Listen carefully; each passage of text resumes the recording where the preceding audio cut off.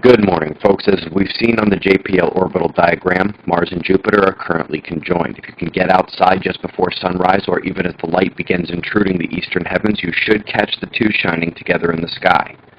Folks, it's been a while since our last significant geocentric conjunction, longer since it matched a corona hole on the equator, and if you will remember from yesterday, I can't claim to have seen all Earth's magnetic connectivity within a corona hole before.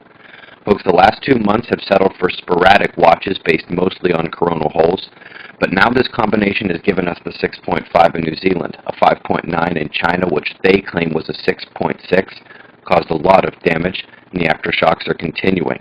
We took a 5-pointer at the South Shetland Islands.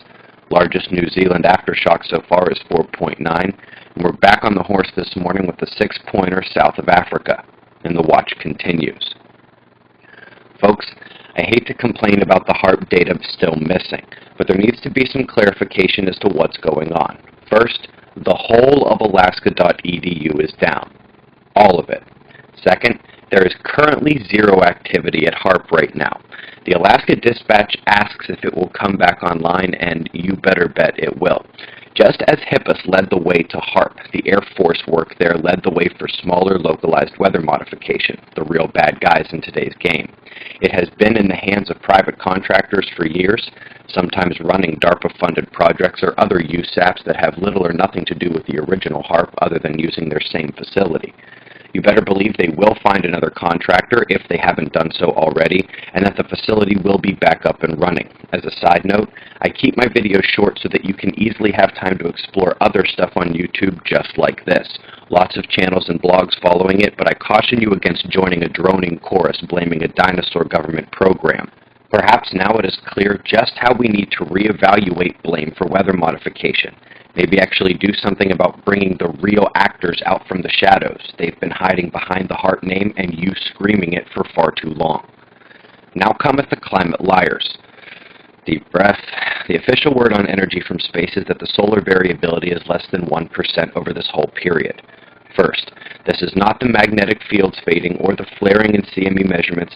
This is simply the irradiance in the 11-year cycle. However, I know about 112,000 people who are aware that NASA claims our magnetosphere is at least 10% weaker than it was at the left side of this chart. Same amount might be coming at us, which they show here, but we're blocking a lot less now. This dissonance between government knowledge is unacceptable, especially when no factoring is also made for the magnetospheric weakening in terms of increased cosmic radiation taken in on the night. There has been some major flooding in the western United States to match the east from the Gulf up to Toronto. Utah, New Mexico, Arizona have been hammered, and there may be more coming tonight. The Atlantic was supposed to be the hurricane maker this summer, but we see yet another low developing in the eastern Pacific south of Mexico. There is no development in the Atlantic, the western Pacific, or the Indian Ocean. The low spanning Melbourne to New Zealand is weakening between the islands, while Perth welcomes the next convergence tonight. You see the convergence lines in Europe, one entering from the Atlantic and one exiting to Russia. On a pressure map, it looks like two blue blobs of low pressure in the northern hemisphere. These draw counterclockwise for their convergence, and the Mediterranean still popping as well. West coast of the U.S. might see a change as that clearing cell is moving out to sea, moving west, allowing moisture in to meet the coastline.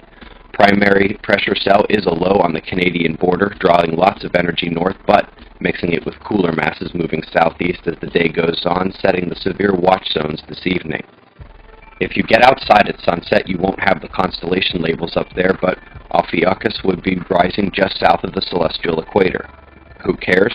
The Sonoma gamma ray burst chart indicates we just took another 1 hour ago from there. Solar wind speed shows minor density increase, all indices within norm, and that 2-hour empty period during the satellite maneuver was captured by SOHO's solar wind data, confirming a non-issue minor density increase. Flaring?